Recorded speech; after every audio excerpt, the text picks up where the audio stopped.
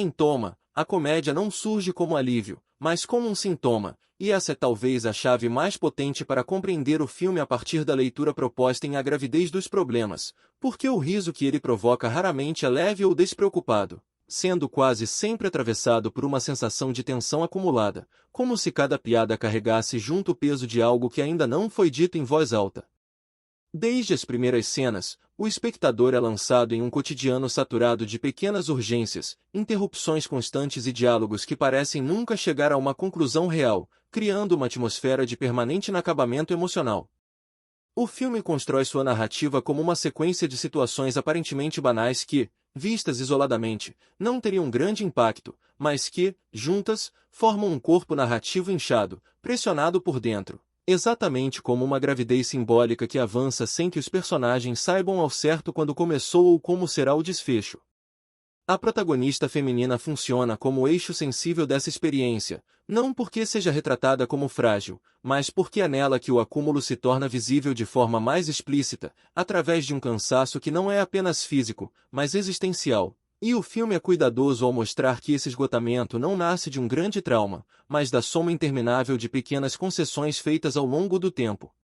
Há uma cena particularmente emblemática em que ela tenta organizar algo simples e é interrompida sucessivas vezes, e cada interrupção é filmada de maneira quase mecânica, reforçando a sensação de que o mundo não permite continuidade nem silêncio. E o humor dessa sequência vem justamente do exagero dessa lógica, que, embora caricata, é profundamente reconhecível.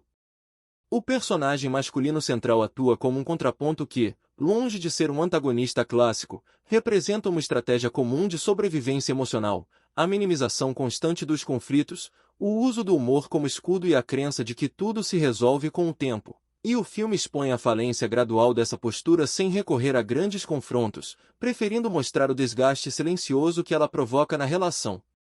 Em diversas cenas, ele reage a situações claramente tensas com comentários deslocados ou tentativas de normalização, e o desconforto que se instala nesses momentos é mais forte do que qualquer explosão dramática, porque evidencia a distância entre quem sente o peso e quem finge que ele não existe.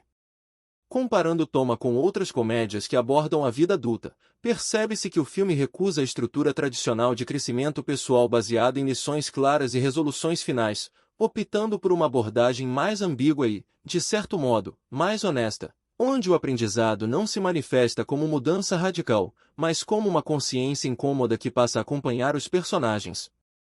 A direção reforça essa proposta ao evitar trilhas excessivamente emotivas e ao manter uma estética visual próxima do cotidiano, sem grandes embelezamentos, fazendo com que o espectador se sinta quase um intruso naquele espaço íntimo.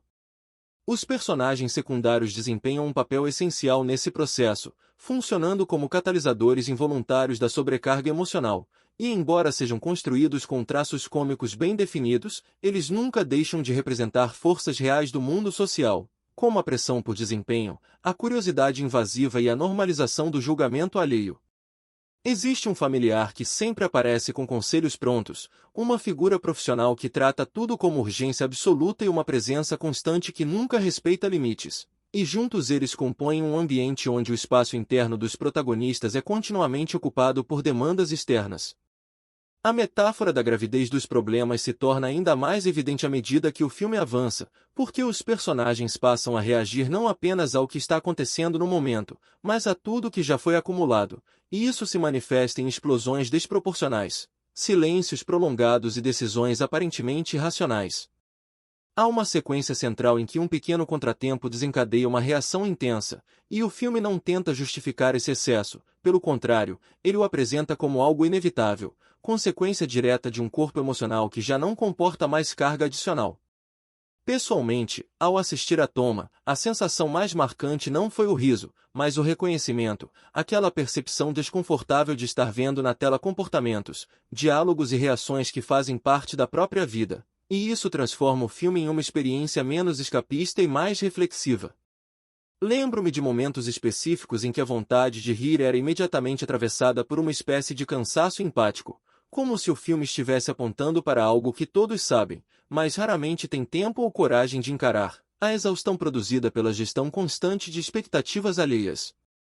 Diferente de narrativas que tratam a gravidez como evento literal ou simbólico de esperança, Thomas subverte essa lógica ao apresentar a gestação como um processo pesado, ambivalente e profundamente transformador, no qual o nascimento não é necessariamente libertador, mas inevitável. O final do filme se recusa a oferecer fechamento emocional completo, optando por uma conclusão que sugere continuidade, como se os problemas não tivessem sido resolvidos, mas apenas reconhecidos. E essa escolha narrativa reforça a ideia de que o verdadeiro movimento do filme não está na solução, mas na tomada de consciência. Ao encerrar, Thomas deixa claro que a gravidez dos problemas não é algo a ser evitado, mas compreendido, porque viver é, em grande medida, carregar, acumular e, em algum momento, ser obrigado a lidar com o que foi gestado em silêncio. E é justamente nessa honestidade desconfortável que o filme encontra sua força mais duradoura, permanecendo com o espectador muito depois do riso inicial ter desaparecido.